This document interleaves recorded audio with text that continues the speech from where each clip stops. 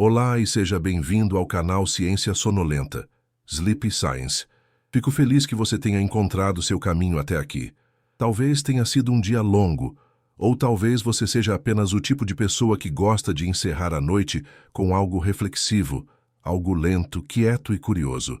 Se você gosta de pegar no sono enquanto ouve sobre ciência e com sorte aprender uma coisa ou duas, você está no lugar certo. Apenas recoste-se e respire tranquilamente e deixe sua mente se acomodar em um ritmo mais lento. A jornada desta noite permanece rente ao chão, junto às folhas, raízes, luz do sol e solo. Estamos fazendo uma pergunta que soa simples, até estranha, mas que abre a porta para algo muito mais profundo. Nós sabemos que as plantas crescem.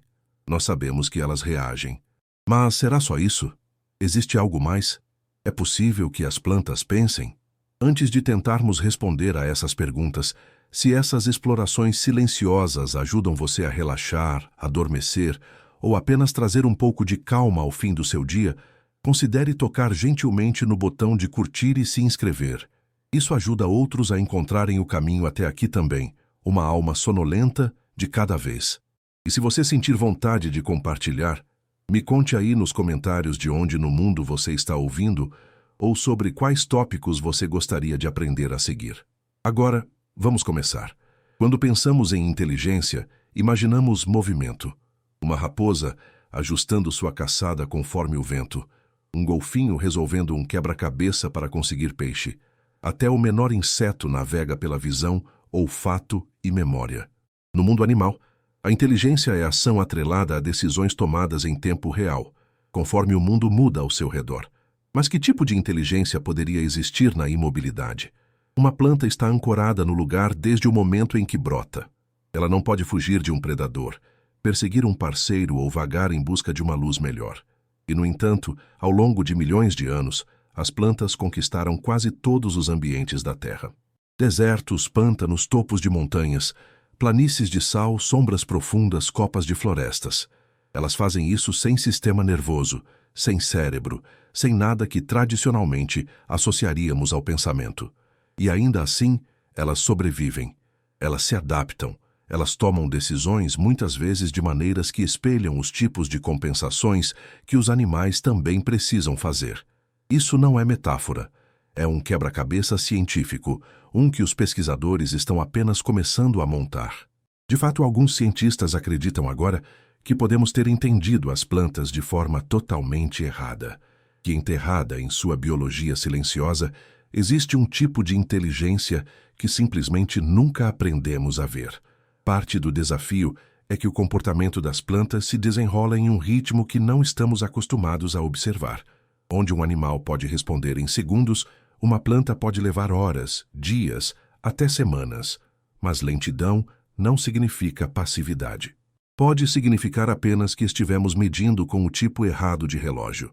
Algumas plantas conseguem sentir até 20 sinais ambientais diferentes simultaneamente.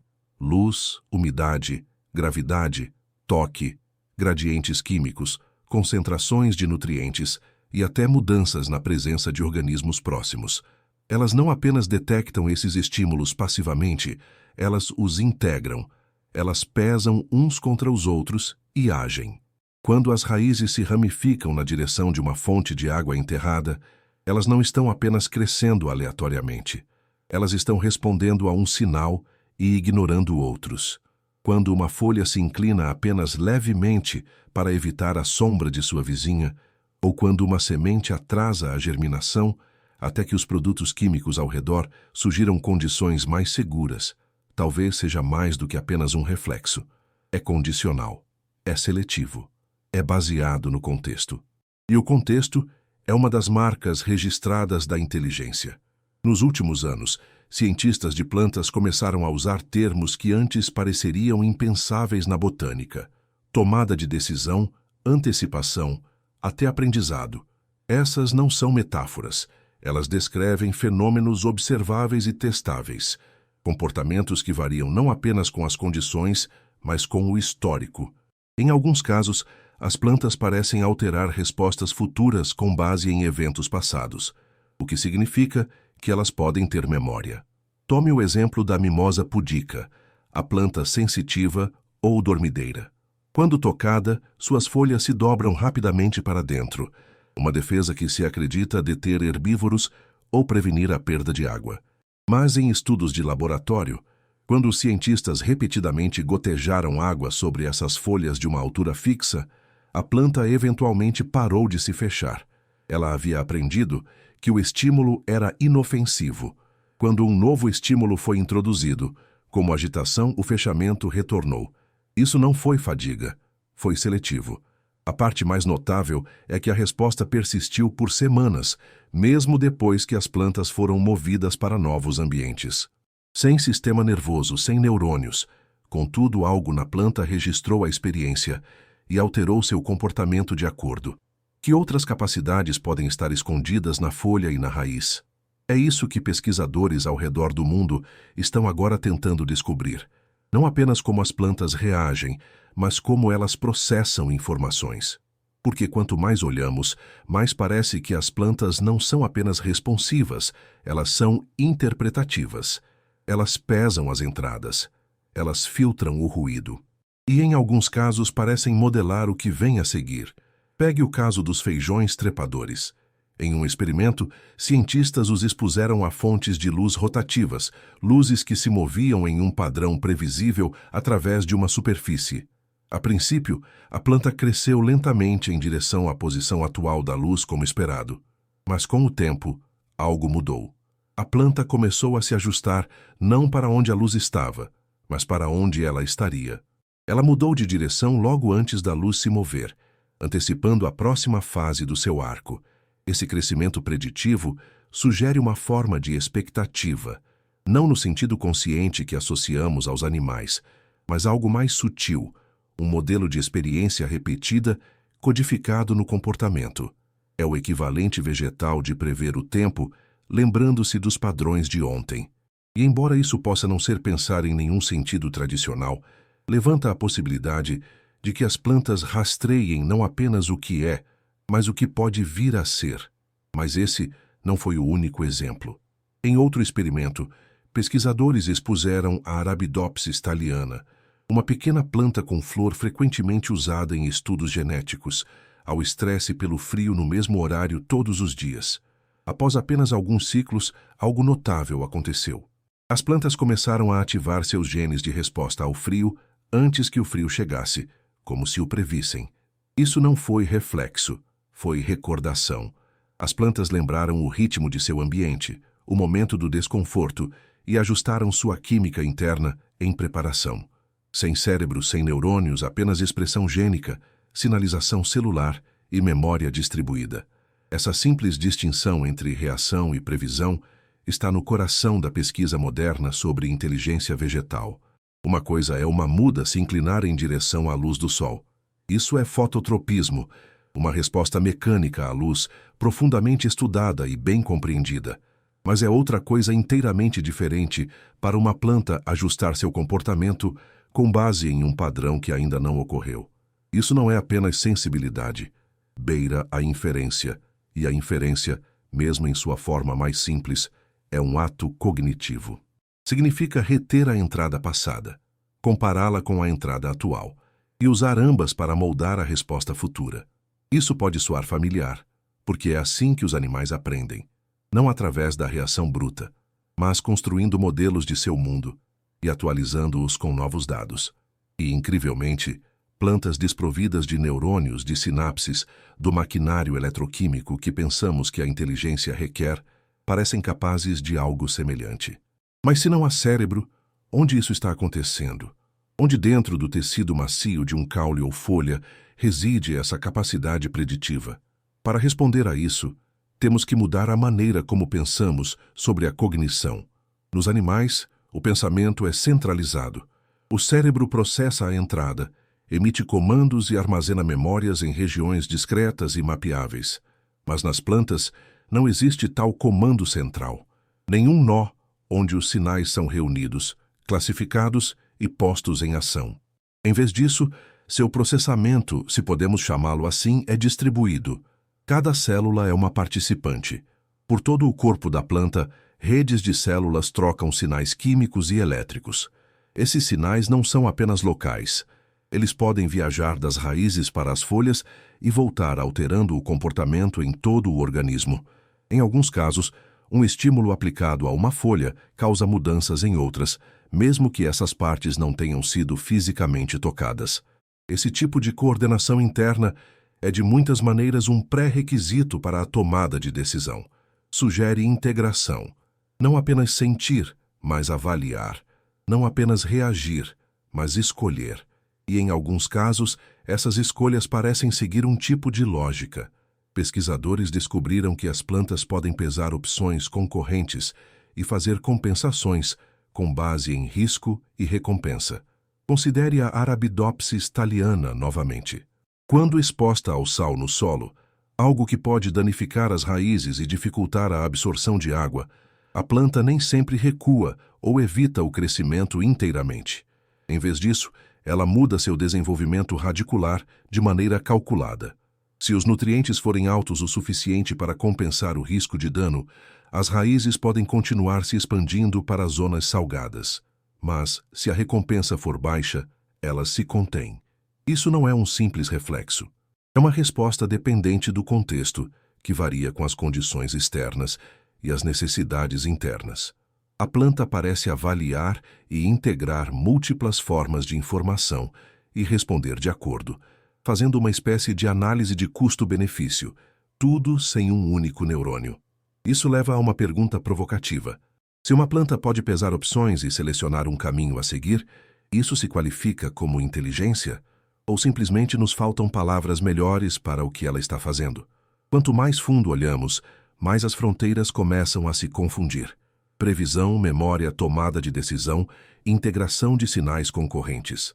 Essas não são apenas características mecânicas, são marcas de algo mais. E embora as plantas possam nunca pensar como animais, a ideia de que elas não pensam de forma alguma está começando a parecer cada vez mais ultrapassada. Mas inteligência, se vamos usar essa palavra, não é apenas sobre sentir ou tomar decisões. É também sobre comunicação, sobre compartilhar informações entre partes de um sistema ou até mesmo entre organismos totalmente separados. E nas plantas, a comunicação está se revelando muito mais difundida e mais intrincada do que jamais imaginamos. Parte disso acontece no subsolo, não através do som ou da visão, mas através de produtos químicos passados de raiz para raiz, através de moléculas sinalizadoras, fungos micorrízicos e mudanças hidráulicas no solo. Uma planta passando por uma seca, por exemplo, pode sinalizar suas vizinhas, que então começam a fechar seus estômatos em preparação para o estresse hídrico antes mesmo de senti-lo elas mesmas. Esse tipo de coordenação antecipatória é surpreendente. Sugere que as plantas não apenas gerenciam seus próprios estados internos, elas às vezes ajustam seu comportamento com base em informações recebidas de outras. Essas interações subterrâneas podem abranger grandes distâncias. Em florestas, por exemplo, redes micorrízicas. As relações simbióticas entre fungos e raízes de plantas podem ligar comunidades inteiras de árvores. Pesquisadores documentaram o compartilhamento de recursos através dessas redes. Carbono passado de árvores maiores para menores, ou nutrientes redistribuídos durante períodos de estresse. Em alguns casos, quando uma árvore é ferida ou atacada, ela envia sinais químicos através da teia micorrízica, levando as árvores próximas a aumentar suas próprias defesas, aumentando a produção de compostos protetores antes que a ameaça as alcance. É um tipo de sistema de alerta precoce, uma versão botânica de cuidado, algo está vindo. Mas não são apenas fungos ou raízes. As plantas também liberam compostos orgânicos voláteis, mensagens aéreas, quando danificadas por herbívoros. Esses compostos podem ser detectados por plantas vizinhas, que então aumentam sua produção de produtos químicos defensivos como taninos ou alcaloides. As plantas estão, com efeito, espionando umas às outras, escutando sinais de problemas na brisa. Esse tipo de comunicação, química, elétrica, até acústica, desafia a suposição de longa data de que as plantas são organismos isolados e independentes. Em vez disso, elas parecem inseridas em redes complexas e ricas em informações. Uma árvore não cresce apenas sozinha. Ela existe dentro de um sistema social. Um que responde, se adapta e às vezes coopera. Alguns pesquisadores até começaram a explorar se certas espécies mostram um tipo de reconhecimento de parentesco, respondendo de maneira diferente a parentes do que a vizinhos não relacionados. Em uma série de experimentos com plantas da espécie Caquile edentula, Sea Rocket, por exemplo, indivíduos cultivados ao lado de parentes próximos foram menos agressivos na competição de raízes do que aqueles cultivados ao lado de estranhos. As plantas alocaram recursos de forma diferente, favorecendo a coexistência sobre o conflito. Isso sugere não apenas consciência do ambiente, mas uma consciência discriminatória, uma capacidade de avaliar, categorizar e responder com base na identidade. Não é memória no sentido tradicional, mas aponta para um equivalente funcional, um mecanismo pelo qual as plantas modificam seu comportamento com base em quem está ao seu redor e no que experimentaram antes. Claro, nos animais, tal comportamento seletivo é frequentemente sustentado por mecanismos neurais, mapas cognitivos, centros de integração sensorial, hierarquias de decisão. Mas nas plantas, as ferramentas são diferentes. Os sinais viajam mais lentamente. A comunicação acontece molécula por molécula através dos tecidos vasculares e paredes celulares. E ainda assim, o resultado ainda pode se assemelhar a uma escolha. Em alguns casos, essas escolhas emergem não de plantas individuais, mas de grupos agindo juntos. Inteligência coletiva em escala botânica. Um dos exemplos mais marcantes disso é o comportamento de arbustos do deserto que sincronizam a floração com base na chuva. Não é apenas uma planta respondendo à água, mas uma população coordenando o tempo, garantindo que os polinizadores cheguem quando são mais necessários. O sinal é distribuído, o comportamento coletivo. E na floresta, essa ideia assume ainda mais complexidade. Através de enxertos de raízes, copas sobrepostas e redes micorrízicas compartilhadas, comunidades inteiras de plantas parecem modular seu comportamento com base em informações compartilhadas. Não é apenas cooperação, é interdependência. O sucesso de uma árvore pode depender da saúde e das escolhas de muitas outras. Essas redes, frequentemente chamadas de Internet da Floresta ou Wood Wide Web, são formadas por fungos subterrâneos que ligam as raízes de múltiplas plantas. Através delas, as árvores podem trocar carbono, nitrogênio e moléculas sinalizadoras. Uma muda na sombra pode receber açúcares de uma vizinha iluminada pelo sol.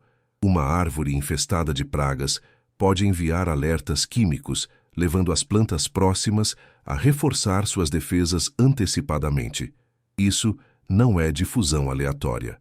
É direcionado, responsivo e muitas vezes recíproco. Algumas espécies até parecem distinguir parentes de estranhos, compartilhando recursos preferencialmente com indivíduos geneticamente relacionados. Outras alteram seu crescimento, dependendo de quem está por perto, estendendo raízes agressivamente em direção a competidores ou suavizando o crescimento perto de irmãos. Nessas relações, começamos a ver outra camada do que poderia ser chamado de consciência, não no sentido de experiência subjetiva. Não estamos sugerindo que uma árvore sabe da maneira que nós sabemos, mas ela percebe. Ela distingue. Ela modifica seu comportamento não apenas para si mesma, mas em relação aos outros. E não é apenas cooperação mediada por fungos. Algumas plantas formam parcerias estreitamente integradas com formigas, oferecendo néctar ou abrigo em troca de proteção. Outras usam produtos químicos voláteis para espionar espécies próximas, escutando sinais de estresse ou pistas de floração para melhor cronometrar seu próprio comportamento. Até plantas parasitas como a cuscuta ou cipó-chumbo podem farejar hospedeiros preferidos, detectando assinaturas químicas antes de fazer contato físico. Esses exemplos não se encaixam facilmente em nossos modelos de cognição centrados em animais. Não há cérebros, nem sinapses, nem rostos ou movimento. Mas há complexidade, há escolha. Há informação sendo reunida, interpretada e usada de maneiras que moldam a sobrevivência da planta. E, notavelmente, algumas dessas comunicações até cruzam as fronteiras das espécies de maneiras mais sutis e misteriosas. Em certas condições, plantas feridas liberam pistas aéreas que podem desencadear respostas, não apenas em plantas próximas da mesma espécie, mas em plantas totalmente diferentes. Um tomateiro danificado, por exemplo, pode alertar um pé de feijão próximo. O sinal não é linguístico, é químico, mas ainda transmite significado. O perigo está próximo. A implicação é impressionante. O significado pode existir sem linguagem. A informação pode ser compartilhada sem um sistema nervoso. Esses sinais não viajam através de fios ou pensamentos. Eles se movem através de moléculas, de fusão e a atmosfera compartilhada de uma comunidade viva. E ainda assim, o efeito é semelhante. Uma mensagem é enviada. Uma mensagem é recebida. O comportamento muda como resultado. E a linguagem das plantas é muito mais sofisticada do que pensávamos. Algumas espécies podem adaptar sua produção química dependendo do tipo de ameaça que estão enfrentando. Se um inseto mastiga uma folha, a planta pode liberar compostos que atraem o predador específico daquele inseto. Mas se um patógeno ataca, o perfil químico muda, ativando defesas mais adequadas à infecção. Isso não é apenas reação, é discriminação. A planta pode diferenciar que tipo de ataque está sofrendo e modular sua resposta de acordo. Esse nível de seletividade exige nuance, requer alguma forma de reconhecimento, uma maneira de analisar os estímulos recebidos e determinar seu significado. E na biologia vegetal, isso significa decodificar pistas moleculares complexas através de redes de receptores, cascatas de sinais e reguladores hormonais. Cada folha, cada tubo radicular, cada pedaço de casca é parte do sistema, um nó em uma teia distribuída de informações que funciona não muito diferente de um cérebro difuso. Alguns cientistas até começaram a comparar esse sistema a formas rudimentares de computação. Não no sentido digital, é claro. Não há bits, nem binários, nem processadores. Mas a computação, em sua essência, é a transformação de entrada em saída de acordo com um conjunto de regras. Nas plantas, essas regras são bioquímicas. Pistas ambientais como luz, gravidade ou saliva de herbívoros desencadeiam cadeias precisas de reações moleculares que, em última análise, alteram o comportamento do organismo. E assim como um computador pode realizar operações lógicas, se isso, então aquilo, uma planta também pode. Algumas respostas só ocorrem quando múltiplas condições são atendidas. Por exemplo, certos genes de defesa são ativados não apenas pela luz ou apenas pelo estresse, mas pela combinação de ambos. Essa é uma forma de raciocínio condicional incorporado não em circuitos, mas na própria arquitetura da fisiologia vegetal. É lento, é químico, mas é estruturado, lógico, funcional. Além do mais, esses circuitos lógicos não são fixos. As plantas podem reconfigurar suas respostas com base em experiências passadas. O estresse prepara certas vias, tornando as respostas futuras mais rápidas ou mais intensas. Dessa forma, as plantas exibem um tipo de aprendizado, não mudando o comportamento diretamente, mas mudando o limite no qual os comportamentos são acionados. Essa capacidade de recalibrar a sensibilidade, de sintonizar o funcionamento interno para melhor corresponder ao mundo externo, é mais um marcador de inteligência em sistemas vivos. Um dos aspectos mais intrigantes do comportamento das plantas é a maneira como essas respostas escalam. Uma única folha pode responder a uma ferida produzindo compostos de defesa, mas o mesmo sinal pode viajar de célula a célula, tecido a tecido, desencadeando defesas em folhas distantes que não foram diretamente prejudicadas.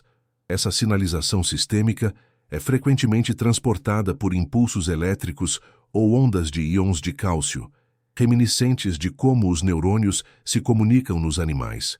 Mas, ao contrário dos neurônios, as células vegetais não são especializadas apenas para sinalização. Elas também são operárias metabólicas, absorvendo luz, gerenciando água, sintetizando produtos químicos. Sua dupla função adiciona complexidade ao sistema. A rede interna de uma planta é tanto sua grade de comunicação quanto seu motor para a vida. E ainda assim, dentro dessa complexidade, os sinais se movem com propósito. Alguns sinais se movem mais rápido que outros, tão rapidamente quanto alguns milímetros por segundo, e seguem caminhos distintos dependendo do tipo de estresse. A herbivoria, por exemplo, desencadeia um padrão, a seca outro. Não é apenas que a planta envia uma mensagem, ela escolhe como enviá-la, para onde enviá-la e qual forma a mensagem deve assumir. Esse tipo de especificidade sugere algo mais do que reflexo, sugere representação interna. Representação na ciência cognitiva refere-se à capacidade de um sistema codificar o estado do mundo, de manter um modelo da realidade externa dentro de si. Quando uma planta diferencia entre a qualidade da luz, composição do solo ou competidores próximos e altera seu crescimento com base nessas distinções, ela pode estar se envolvendo em uma forma de representação, um mapa bioquímico do que está lá fora, desenhado não em pensamentos, mas em química. Essa ideia de que as plantas constroem representações internas do mundo ainda é controversa, mas está ganhando força, especialmente à medida que descobrimos mais exemplos de tomadas de decisão sofisticadas. Em um estudo, mudas de milho foram cultivadas perto de um ventilador mecânico que precedia uma fonte de luz. Com o tempo, as plantas começaram a associar o ventilador com a luz que chegava, curvando-se em direção ao fluxo de ar, mesmo quando a luz era retida. Esse tipo de aprendizado associativo, formando um vínculo preditivo entre dois estímulos não relacionados, é um conceito fundamental na psicologia animal. É a base dos cães de Pavlov. E aqui estava em uma planta. Céticos questionaram se essas respostas atendem ao limite para aprendizado. Mas de um ponto de vista comportamental, os critérios são claros. Se um organismo altera seu comportamento futuro com base no emparelhamento de experiências passadas, ele aprendeu algo. E neste caso, as mudas de milho se comportaram de uma maneira que sugeria memória, antecipação e processamento associativo, tudo sem um sistema nervoso. Então, como isso funciona? A resposta reside novamente na linguagem das células. As plantas regulam o comportamento através de uma rede complexa de sinais hormonais, impulsos elétricos e mudanças na expressão gênica. Cada via é sintonizada para entradas ambientais específicas, luz, pressão, temperatura, nutrientes, e pode modificar o crescimento ou a produção química da planta de acordo. Com o tempo, a história da planta torna-se codificada em sua fisiologia. Esse tipo de codificação, armazenando padrões ambientais em forma física, é um dos aspectos mais fascinantes do comportamento vegetal. Permite o que alguns pesquisadores chamaram de memória somática. A ideia de que o corpo de uma planta carrega suas experiências não em um armazém centralizado como um cérebro, mas como uma história distribuída por seus tecidos. Por exemplo, a exposição repetida à seca pode fazer com que algumas plantas ajustem preventivamente seu comportamento estomático, aquelas pequenas aberturas nas folhas que regulam a troca gasosa. Mesmo quando a umidade retorna, o padrão estomático alterado pode persistir como se a planta se lembrasse do risco e se protegesse. Isso não é apenas uma sobra passiva, é uma mudança ativa e regulada, muitas vezes envolvendo alterações epigenéticas, onde a expressão gênica é modificada em resposta ao estresse, e essas mudanças permanecem muito tempo depois que o estímulo desapareceu. Em alguns casos, esses ajustes podem até ser passados para a próxima geração. Sementes de plantas estressadas às vezes herdam perfis de resposta alterados, um tipo de previsão biológica onde a prole é pré-equipada para lidar com condições que seus pais suportaram. Não é evolução lamarckiana, não é mutação de DNA, é um mecanismo mais sutil e flexível. Memória transgeracional através de modificação da cromatina, pequenos RNAs e estados hormonais herdados. Essa transferência transgeracional de experiência levou alguns cientistas a explorar a ideia de que as plantas possuem uma forma de herança ambiental, não no sentido genético de traços codificados por pares de bases, mas como um tipo de inteligência ecológica passada adiante através de impressão fisiológica. Em essência, o comportamento de uma planta é moldado não apenas pelo seu genoma e seu ambiente imediato, mas pelas experiências vividas de seus ancestrais. Se uma linhagem suportou ciclos repetidos de seca, salinidade ou pressão de pragas, seus descendentes podem crescer com um tipo de sensibilidade embutida a essas pressões, alterando a profundidade da raiz, o tempo de crescimento ou as defesas químicas de acordo. Esses não são palpites, são estratégias herdadas criadas não apenas pelo DNA, mas pela história. Tal herança complica como traçamos linhas entre instinto e aprendizado. Nos animais, o comportamento aprendido é tipicamente visto como individual, adquirido através de experiência direta. Mas nas plantas, as fronteiras se confundem.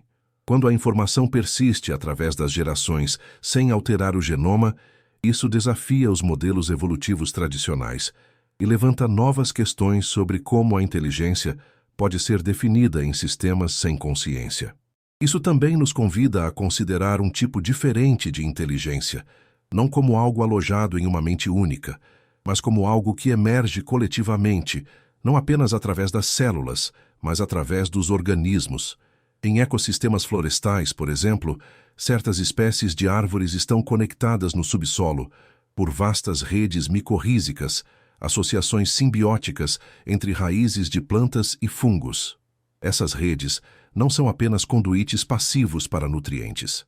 Elas podem transmitir sinais químicos entre árvores, alertando vizinhos sobre seca, doenças ou ataque de insetos. Em alguns experimentos, quando uma árvore é ferida, digamos por uma infestação de pragas, ela libera compostos de aviso na rede compartilhada. Árvores próximas, mesmo aquelas de espécies diferentes, respondem aumentando suas próprias defesas químicas antes de serem atacadas. Esse tipo de resposta coordenada, abrangendo dezenas ou até centenas de indivíduos, é às vezes apelidado de Internet da Floresta. Mas o que é verdadeiramente notável não é apenas a comunicação, é a seletividade. Estudos sugerem que as árvores podem priorizar seus parentes ou aqueles com quem compartilham benefício mútuo. Em alguns casos, elas até parecem alocar mais carbono ou nutrientes para sua própria prole do que para vizinhos não relacionados. É um sinal sutil, mas marcante, de que mesmo nas plantas, cooperação e competição podem ser negociadas não cegamente, mas com regras sensíveis ao contexto. Até a dinâmica dessa comunicação subterrânea é mais sofisticada do que parece à primeira vista. Mensagens químicas enviadas através de redes de raízes e fungos não viajam apenas passivamente. Elas se movem ao longo de gradientes de concentração, são seletivamente absorvidas ou ignoradas por células receptoras e, em alguns casos, parecem ser moduladas em força, dependendo da condição do remetente. Uma árvore em perigo pode emitir um sinal mais forte, provocando uma resposta mais urgente em seus vizinhos. Nesse sentido, o volume da mensagem pode ser aumentado ou diminuído dependendo da situação. E as plantas receptoras nem todas respondem da mesma maneira. Espécies diferentes e até indivíduos da mesma espécie podem interpretar a mesma deixa química de forma diferente, aumentando defesas, alterando o crescimento ou mudando sua arquitetura radicular em padrões sutilmente distintos. Isso sugere que as mensagens não são instruções universalmente codificadas, mas abertas à interpretação, filtradas pela fisiologia e experiências anteriores de cada ouvinte. Essa responsividade em camadas adiciona outra dimensão à nossa compreensão da inteligência vegetal. A interpretação não é apenas possível, é variável. E essa variabilidade pode servir a um propósito ecológico. Em uma floresta de espécies mistas, o mesmo sinal pode desencadear diferentes comportamentos protetores em diferentes plantas. Um composto volátil liberado por um salgueiro danificado poderia fazer com que um amieiro próximo aumentasse sua produção de taninos, enquanto levaria um abeto a alterar o tempo de abertura de seus botões. Cada resposta é sintonizada não apenas com a mensagem, mas com a biologia do receptor e talvez até com o contexto ecológico mais amplo. Pesquisadores também descobriram que algumas dessas respostas dependem da exposição passada. Uma planta que encontrou previamente uma ameaça específica pode responder mais rápida ou fortemente ao sinal do que uma que não encontrou. Com efeito, ela foi preparada. Pre-med. Esse fenômeno, conhecido como resistência induzida, significa que as defesas das plantas podem operar com base em um tipo de memória imunológica, não apenas reagindo a estímulos, mas armazenando e modificando essas reações ao longo do tempo. Isso nos aproxima de uma fronteira fascinante. A ideia de que a comunicação vegetal não é apenas funcional, mas adaptativa, não é estática. Ela evolui com o tempo. Sistemas de sinalização podem se tornar mais eficientes, mais específicos e mais sintonizados com a dinâmica do ecossistema local. E se a comunicação pode se adaptar, então, em um sentido muito real, as plantas estão moldando as linguagens que falam.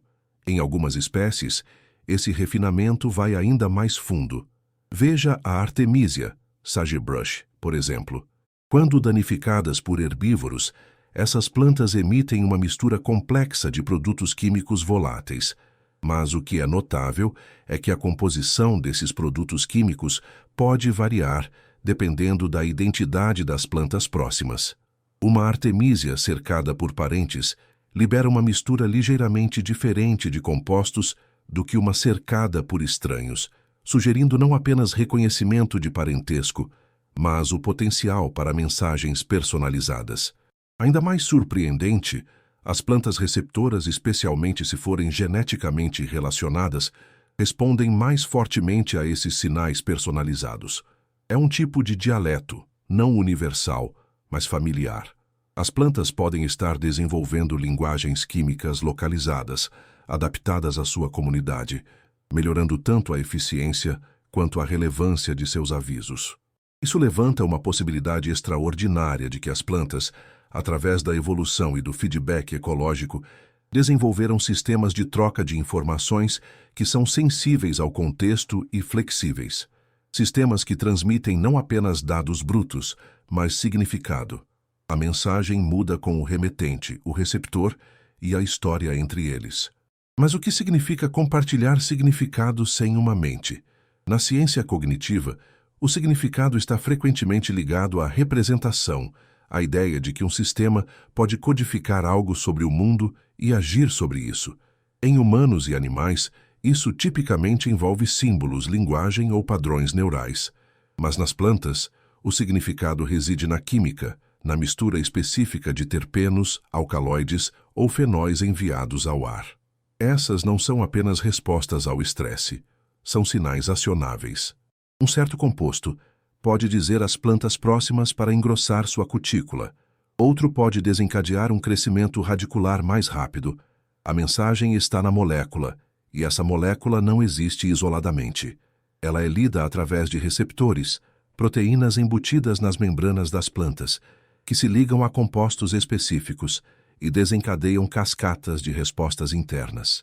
Essas cascatas frequentemente envolvem hormônios como ácido jasmônico ou ácido salicílico, mensageiros químicos que transmitem o sinal para dentro, sintonizando a expressão gênica e alterando a fisiologia. A mensagem é passada, recebida, interpretada e lembrada, tudo sem um único pensamento. Esse tipo de alfabetização química, a capacidade de sentir, decodificar e agir sobre sinais voláteis, é generalizada. Milho, tabaco, tomate, acácia, sálvia e dezenas de outras espécies demonstraram comunicação aérea. O ar entre as plantas não está vazio. É um meio de conversa, lenta, silenciosa e molecular. E como qualquer conversa, o contexto importa. A mesma molécula pode ter efeitos diferentes dependendo de quem a recebe.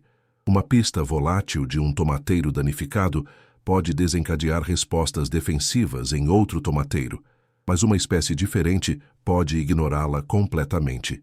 Em alguns casos, até a mesma espécie responderá de forma diferente, dependendo da exposição passada. Se uma planta já encontrou um certo herbívoro, ela pode estar preparada para reagir mais rápido da próxima vez, uma forma de condicionamento químico que aguça o significado do sinal com a experiência.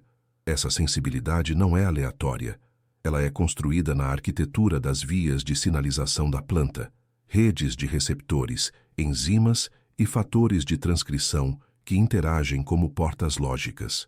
Algumas vias amplificam umas às outras, outras inibem, algumas só ativam quando múltiplas pistas estão presentes, como uma assinatura química mais um ferimento mecânico. Dessa forma, as plantas não apenas detectam mensagens, elas as interpretam, elas discriminam, elas aplicam contexto e, incrivelmente, essa interpretação pode até se estender à espionagem, o monitoramento não solicitado de sinais de outras espécies. Em um conjunto de experimentos, pesquisadores descobriram que plantas de artemísia liberavam voláteis de aviso após danos mecânicos e que plantas de tabaco próximas, uma espécie inteiramente diferente, respondiam aumentando suas próprias defesas. O tabaco não era o destinatário pretendido, mas havia aprendido a associar aquelas pistas com perigo. Ele havia aprendido a ouvir. Algumas plantas levam isso ainda mais longe, não apenas ouvindo os outros, mas modificando seus próprios sinais com base em quem está por perto. Em ambientes competitivos, por exemplo, certas espécies emitem compostos voláteis que inibem a germinação em sementes próximas. Isso não é mera defesa, é estratégia preventiva. Se os recursos são limitados, impedir o sucesso dos vizinhos torna-se uma forma de controle ecológico. Mas, intrigantemente, essa supressão pode ser ajustada. Se as sementes próximas forem parentes próximos, a produção química pode diminuir, sugerindo uma forma de comportamento seletivo de parentesco que molda não apenas o crescimento, mas a estrutura da comunidade. Essa interação de sinal e resposta cria um campo dinâmico de negociação química. As plantas não estão trancadas em monólogos isolados. Elas fazem parte de um discurso bioquímico cheio de pistas, contrapistas, alianças e dissuasão. Em pastos cheios de ervas daninhas e florestas densas, essas interações podem influenciar quais plantas dominam, quais cooperam e quais murcham à sombra de vizinhas mais estratégicas. Até espécies parasitas aprenderam a explorar essa linguagem química. O cipó-chumbo, cuscuta, não faz fotossíntese. Ele deve se agarrar a um hospedeiro. Mas como ele escolhe? Estudos mostram que mudas de cipó-chumbo podem detectar assinaturas voláteis de diferentes hospedeiros potenciais, curvando-se em direção a alguns e evitando outros. Dada a escolha entre tomate e trigo, por exemplo, o cipó-chumbo frequentemente se move em direção ao tomate, mais nutritivo. Não está apenas crescendo cegamente, está escolhendo. Está selecionando um alvo com base em informações químicas, uma decisão com consequências para a sobrevivência. E mesmo depois de anexadas, plantas parasitas continuam a monitorar seus hospedeiros, ajustando seu próprio metabolismo, taxa de crescimento e até tempo reprodutivo, com base no estado fisiológico do organismo. Elas estão se alimentando dele. Se o hospedeiro estiver lutando, o parasita pode reduzir sua drenagem para evitar matá-lo. Se o hospedeiro estiver prosperando, ele pode aumentar a absorção. É um ato de equilíbrio, um tipo de comportamento econômico governado não pela intenção, mas pelo feedback e modulação. O que torna essas interações ainda mais marcantes é quantas ocorrem simultaneamente. Uma única planta pode estar processando dezenas de sinais ao mesmo tempo, avaliando gradientes de nutrientes, disponibilidade de água, pressão de herbívoros e a identidade de vizinhos próximos. Essas entradas não existem isoladamente. Elas estão em camadas sobrepostas, muitas vezes conflitantes, e ainda assim a planta responde com aparente coerência. Ela não entra em colapso sob o ruído. Ela filtra, ela prioriza. Essa capacidade de integrar, de peneirar a complexidade e produzir uma resposta coordenada é parte do que levou alguns pesquisadores a defender uma definição mais ampla de cognição. Não cognição como consciência, não como experiência interna, mas como a capacidade de um sistema de adquirir, armazenar, processar e usar informações para guiar o comportamento adaptativo. Sob essa luz, a rede química distribuída de uma planta, com sua capacidade de antecipação, discriminação, memória e até aprendizado, começa a parecer menos uma estrutura passiva e mais uma mente silenciosa e folhosa. Se aceitarmos essa estrutura mais ampla, que a inteligência pode emergir da dinâmica de um sistema, em vez de ser confinada a cérebros, então o mundo das plantas torna-se não apenas fascinante, mas filosoficamente desafiador. Força-nos a revisitar suposições de longa data sobre o que significa saber, perceber, agir com propósito, e convida a novas perguntas sobre onde realmente estão os limites da cognição. Por exemplo, alguns estudos recentes mostraram que as plantas podem exibir formas de habituação elétrica, quando repetidamente expostas a estímulos não prejudiciais, como vibrações leves ou toques suaves. A amplitude de suas respostas elétricas diminui com o tempo. Elas param de reagir tão fortemente. Esse tipo de atenuação semelhante à neural é considerado uma forma primitiva de aprendizado em animais. Nas plantas, é governado pela sinalização de cálcio, atividade dos canais iônicos e mudanças no potencial de membrana. E, crucialmente, não é apenas fadiga. Quando um novo estímulo é introduzido, a resposta elétrica retorna, indicando seletividade, não exaustão. Outros pesquisadores começaram a explorar como as plantas podem ouvir sons. Em experimentos controlados, raízes mostraram crescer em direção à fonte de vibrações acústicas específicas, como o gorgolejar da água em um cano. A ideia de que uma planta pode detectar e responder ao som, mesmo sem ouvidos ou sistema nervoso, é surpreendente, mas os dados sugerem sensibilidade real às ondas de pressão.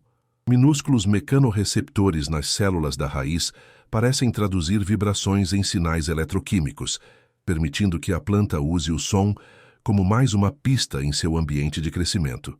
E o som é apenas uma fronteira. As plantas também são responsivas a sinais eletromagnéticos, de maneiras que estamos apenas começando a compreender. Alguns estudos sugerem que as plantas podem detectar campos magnéticos fracos, como os gerados pelo campo geomagnético da Terra, e alterar sutilmente sua direção de crescimento, ou processos celulares em resposta. Os mecanismos ainda são debatidos, mas as hipóteses incluem proteínas magneticamente sensíveis, como criptocromos, que são conhecidos por mediar respostas à luz e também podem servir como uma bússola biológica. Se isso se provar verdadeiro, significaria que as plantas navegam não apenas através do solo e da luz, mas através de campos de força invisíveis que abrangem o planeta. Essa sensibilidade multimodal à luz, gravidade, água, produtos químicos, som e talvez magnetismo, dá às plantas uma extraordinária consciência situacional. Mas o que é mais notável é como elas integram essas entradas. As plantas não respondem apenas a um sinal de cada vez. Elas o sintetizam, elas priorizam.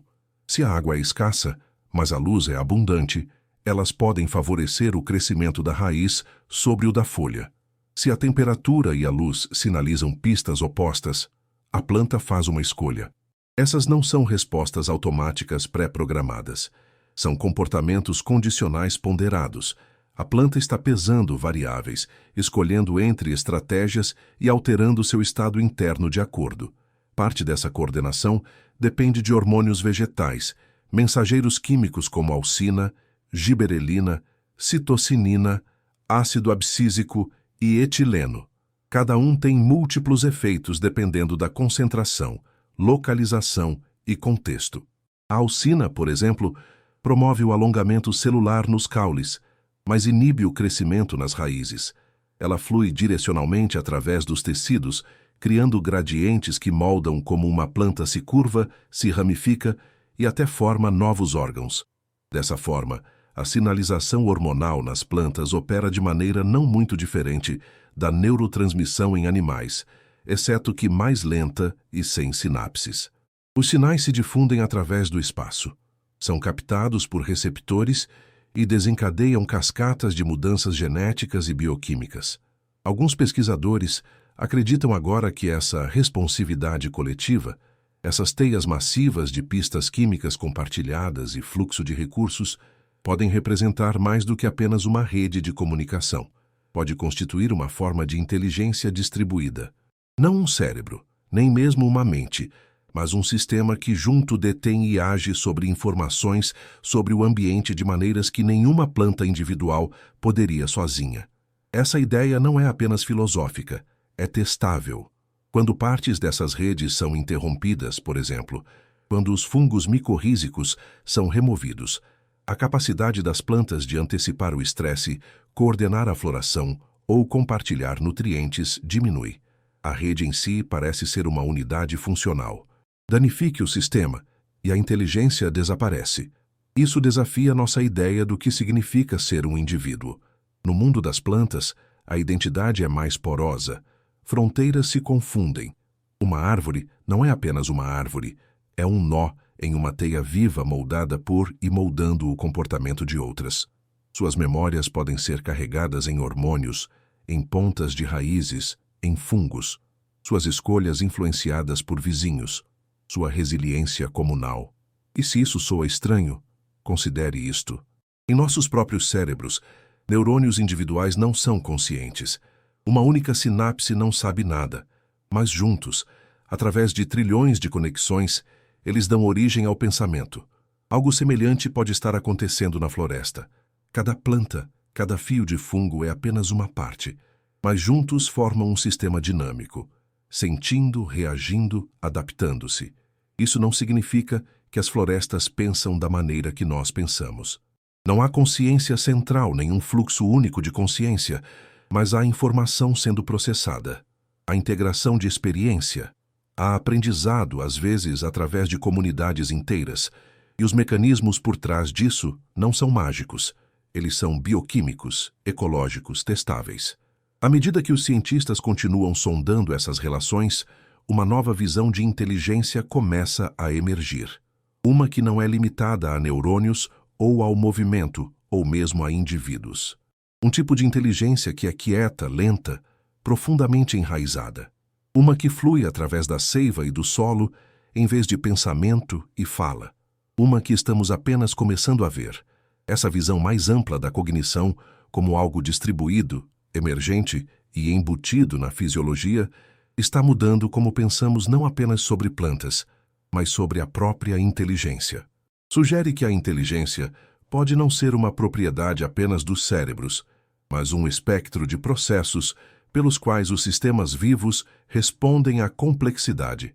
E nessa luz, os comportamentos das plantas, uma vez descartados como passivos, automáticos ou puramente genéticos, assumem um novo significado. Eles são moldados pela história, sintonizados pelo feedback, influenciados pelos vizinhos e, em muitos casos, exibem as mesmas marcas que costumávamos usar para definir a cognição em animais: memória, aprendizado, tomada de decisão e adaptabilidade. Claro, esses processos se desenrolam em escalas de tempo diferentes. Uma planta não reage com a velocidade de uma mosca ou a astúcia de um primata. Suas decisões são lentas, enraizadas no tempo das estações e nos ciclos de sol e chuva, mas ainda são decisões. E lentidão não é o mesmo que simplicidade. Uma das implicações mais marcantes desta pesquisa é como ela reformula o conceito de resolução de problemas. Na ciência cognitiva tradicional, resolver um problema requer consciência de um objetivo, obstáculos para esse objetivo e um caminho para superá-los. Mas nas plantas, estamos começando a ver versões disso também. Despidas de consciência, talvez, mas não de estratégia. Considere plantas trepadeiras que devem localizar uma estrutura de suporte para subir. Sem uma, elas correm o risco de serem sombreadas e privadas de luz. Então, como elas a encontram? Algumas espécies, como ervilhas e hipomeias, cordas de viola, envolvem-se em um comportamento chamado circunnutação, um movimento espiral lento de seus caules enquanto crescem. Isso não é aleatório. A trajetória é frequentemente ajustada em resposta a superfícies próximas, otimizando a chance de contato. Se a planta detecta um poste ou galho próximo, ela direcionará seu crescimento naquela direção. E uma vez feito o contato, suas gavinhas se enrolam no suporte para começar a subir. Mas a parte fascinante é o que acontece antes do contato. Em alguns experimentos, plantas trepadeiras parecem mirar seu crescimento de forma mais eficiente, quando um suporte está próximo, como se sentissem sua presença antes de tocá-lo. Gradientes sutis na luz, umidade ou compostos voláteis podem atuar como pistas, e uma vez localizado um suporte, o movimento de enrolamento aperta, um refinamento impulsionado por feedback que permite que a planta se agarre com mais segurança. Alguns pesquisadores até propuseram que esse tipo de comportamento atende aos critérios mínimos para uso de ferramentas, não no sentido de fabricar um objeto, mas em identificar e explorar uma característica do ambiente para atingir um objetivo. A estrutura de suporte torna-se uma ferramenta para alcançar a luz solar, e a planta modifica sua própria forma para fazer uso dela.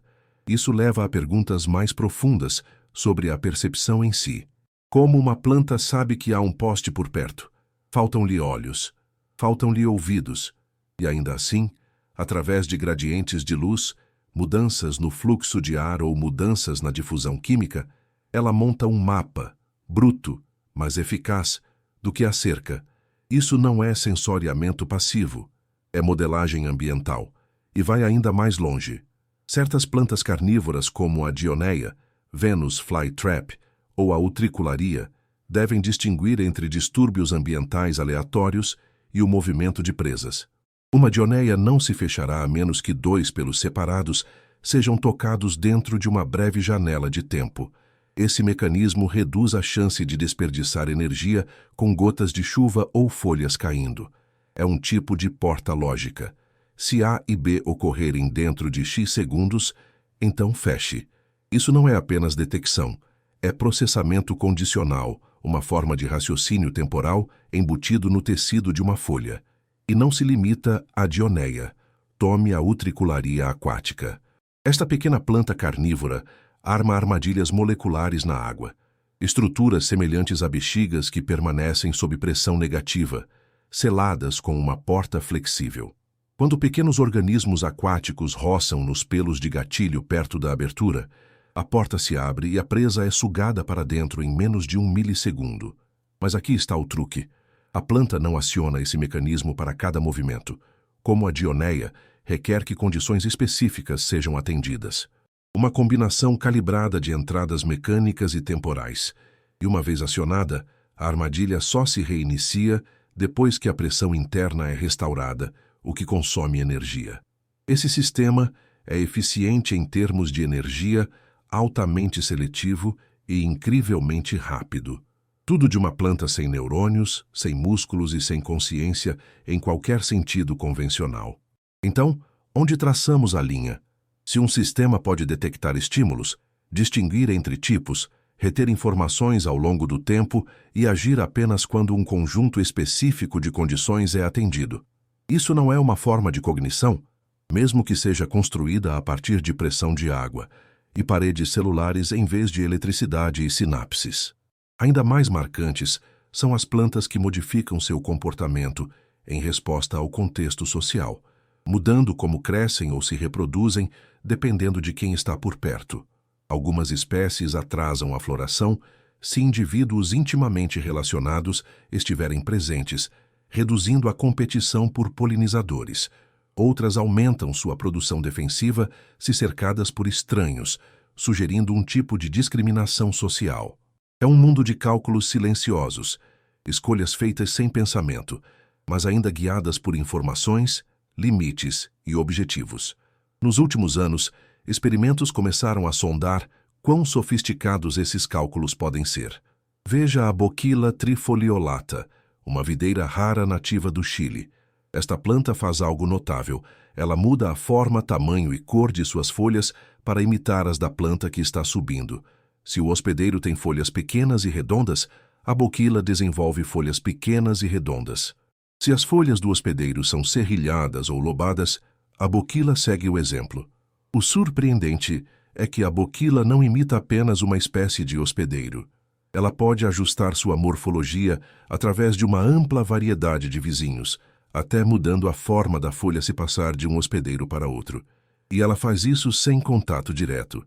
Em alguns experimentos, videiras que não estavam tocando fisicamente o hospedeiro ainda alteravam suas folhas para combinar, sugerindo a presença de pistas aéreas, possivelmente sinais químicos, ou até reconhecimento de padrões de luz.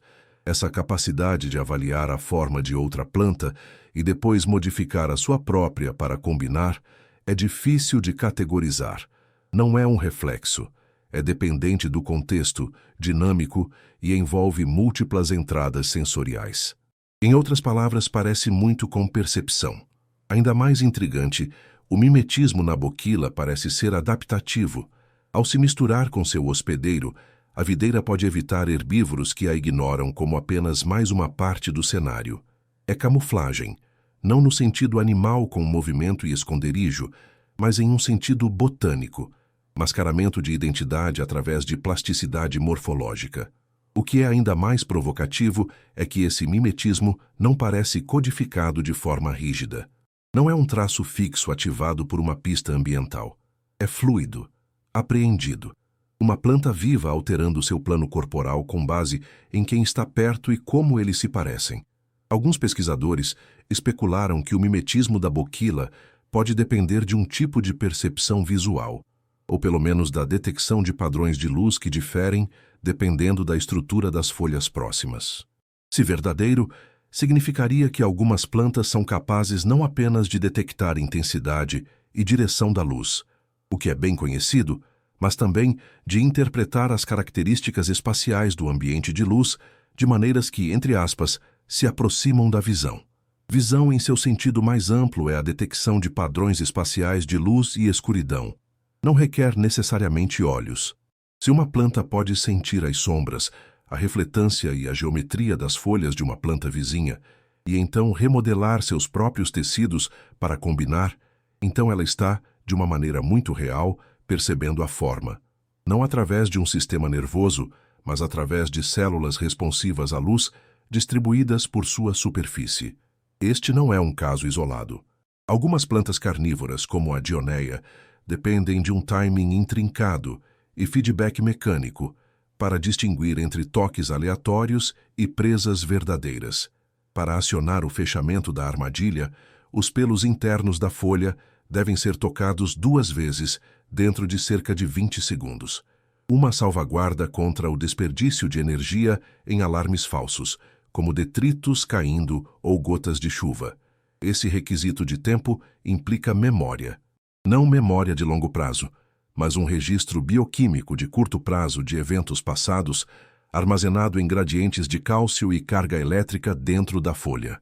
Outras plantas exibem discriminação temporal semelhante. Os pelos urticantes da Urtica dioica, a urtiga comum, não disparam suas defesas químicas a menos que certos limites sejam atingidos. Não é apenas que a planta reage. Ela espera, pesa e então age com base em pistas cumulativas. Esse tipo de comportamento é paralelo à maneira como os neurônios somam a entrada antes de disparar, exceto que aqui, a lógica está acontecendo no tecido vascular e células epidérmicas, não em sinapses. Juntos, esses exemplos sugerem que muitas plantas não apenas registram o mundo, elas o analisam. Elas não crescem apenas em direção à oportunidade ou para longe do perigo. Elas avaliam, comparam e, em alguns casos, adaptam-se de maneiras altamente específicas, com base em informações multimodais sutis sobre seus arredores. Mesmo com todos os dados que exploramos até agora, muitos cientistas permanecem cautelosos. Afinal, se vamos alegar que as plantas exibem algo como cognição, o ônus da prova é alto. É por isso que a fronteira da pesquisa em inteligência vegetal mudou para experimentos controlados, aqueles que podem isolar causa e efeito, medir o aprendizado ao longo do tempo e testar a flexibilidade em cenários variáveis. Um exemplo vem de um estudo com plantas de ervilha cultivadas dentro de labirintos em forma de I. Nessas configurações, os pesquisadores emparelharam uma brisa suave com um braço do labirinto e então entregaram luz através desse mesmo braço logo depois. Ao longo de repetidas tentativas, as plantas começaram a associar a brisa com a luz que chegava, curvando-se em direção a ela, mesmo quando a luz era retida. Esse tipo de resposta pavloviana sugere a formação de memória associativa, uma característica central do comportamento adaptativo em animais. E quando o mesmo experimento foi invertido, brisa e luz desacopladas, o comportamento mudou de acordo. As plantas não haviam apenas reagido cegamente. Elas haviam formado uma expectativa contingente e a atualizaram. Outros pesquisadores testaram as respostas das plantas à consciência espacial e simulação mecânica. Em um estudo, pés de feijão foram cultivados com uma viga de suporte suspensa, algo que poderiam eventualmente alcançar e enrolar. Mas antes que o contato fosse feito, os pesquisadores moveram gentilmente a viga para uma nova posição. Em vez de continuar em seu caminho anterior, os caules trepadores reorientaram-se na direção do suporte deslocado, não aleatoriamente, mas com arcos de crescimento alterados, que sugeriam rastreamento de alvo. Era como se a planta tivesse formado um tipo de mapa espacial, um modelo não apenas de onde o suporte estava, mas para onde ele havia se movido. Claro, há limites para até onde essas analogias podem se esticar. O que chamamos de aprendizado em plantas pode não ser aprendizado no mesmo sentido mecanicista que em animais. Não há hipocampo nem neurotransmissores armazenando padrões associativos, mas comportamentalmente, os paralelos são impressionantes. Em alguns casos, as respostas das plantas atendem aos mesmos critérios usados em estudos de cognição animal. Habituação, sensibilização, discriminação, generalização, até aprendizado reverso, onde uma associação previamente aprendida é desfeita e substituída por uma nova. Esse último, em particular, é frequentemente considerado um forte referencial para a flexibilidade cognitiva, e há plantas sob condições cuidadosamente projetadas que parecem passar por ele. Parte do que torna essa pesquisa tão desafiadora é que os sinais nas plantas se movem em escalas de tempo diferentes e através de meios diferentes do que estamos acostumados. O comportamento animal se desenrola em segundos. O comportamento vegetal pode levar horas. Medir a mudança requer paciência, precisão e a capacidade de distinguir entre padrões de crescimento que são adaptativos e aqueles que são meramente mecânicos. É por isso que estudos modernos frequentemente dependem de imagens em time-lapse, lapso de tempo, marcadores de expressão gênica e ambientes construídos sob medida para rastrear o comportamento com resolução fina. Essas ferramentas revelaram microajustes no ângulo da folha, padrão de raiz e liberação de hormônios, que seriam invisíveis apenas décadas atrás. E o que está emergindo desses estudos é um novo tipo de linguagem científica, uma que tenta descrever fenômenos cognitivos sem antropomorfizá-los. Pesquisadores falam de plasticidade, processamento de informações, computação não neural e integração sensorial distribuída. Esses termos podem soar abstratos, mas representam uma tentativa deliberada de definir o comportamento das plantas em seus próprios termos. Não comparando com o que os animais fazem, mas entendendo o que é. Uma forma única de responsividade bioquimicamente enraizada que estica os limites de como definimos inteligência. Alguns dos experimentos mais convincentes vêm de estudos sobre navegação de raízes. Em uma configuração, pesquisadores criaram uma pista de obstáculos complexa no subsolo, uma matriz de solo artificial, túneis e bolsões de nutrientes, e então plantaram mudas na borda. Com o tempo, as raízes não cresceram apenas cegamente. Elas exploraram. Sondaram, pausaram, retraíram e mudaram de rota. Em alguns testes, as raízes até preferiram caminhos que levavam a zonas ricas em nutrientes, evitando becos sem saída com pouca recompensa. Seu crescimento não foi linear. Foi contingente, exploratório, como se cada ponta de raiz fosse um órgão sensorial e tomador de decisão enrolado em um só. Essa ideia de que as raízes exibem forrageamento inteligente é apoiada por sua extraordinária sensibilidade. A própria ponta de uma raiz em crescimento está cheia de receptores. Ela pode detectar gravidade, umidade, pressão, gradientes químicos e até a presença de organismos próximos. Quando o caminho à frente está bloqueado, a raiz não para simplesmente. Ela se curva, tenta novamente, e se encontra uma direção mais promissora, ela se compromete. Esse comportamento flexível emerge de uma coordenação descentralizada de sinais celulares, ondas de cálcio, gradientes de alcina, potenciais de membrana, todos interagindo sem um sistema de controle central. Uma das propostas mais fascinantes a emergir desse trabalho é o conceito de cérebro da raiz. Não um cérebro no sentido literal. Não há neurônios aqui, mas uma região na ponta da raiz, onde a entrada sensorial é integrada, o movimento é dirigido e as respostas são iniciadas. O próprio Charles Darwin certa vez especulou sobre essa ideia em O Poder do Movimento nas Plantas, escrevendo que o ápice da raiz age como o cérebro dos animais inferiores. Pesquisadores modernos estão agora levando essa metáfora a sério, não como uma alegação de que as plantas pensam como animais, mas como uma maneira de reconhecer que o processamento complexo pode emergir mesmo na ausência de neurônios. Essa hipótese do cérebro da raiz levou a um ressurgimento do interesse nos ápices das raízes, particularmente na zona de transição, uma região estreita entre o meristema e as zonas de alongamento. Aqui, as células são especialmente ativas na sinalização elétrica, mostrando picos no fluxo de íons e potencial de membrana reminiscentes da atividade neural. Alguns pesquisadores argumentam que essa zona poderia funcionar como um tipo de centro de comando, não centralizado, mas suficientemente integrativo para coordenar decisões sobre direção de crescimento, priorização de nutrientes e até comportamento de esquiva. Quando essa região é danificada, o comportamento exploratório da planta torna-se errático, como se seu senso de direção tivesse sido interrompido. Mas o que é mais marcante não é apenas a complexidade dessas respostas, é a plasticidade delas. Em condições de laboratório, o comportamento da raiz varia não apenas entre espécies, mas entre indivíduos. Duas mudas geneticamente idênticas colocadas em ambientes idênticos podem ainda escolher caminhos diferentes. Essa variabilidade não é ruído.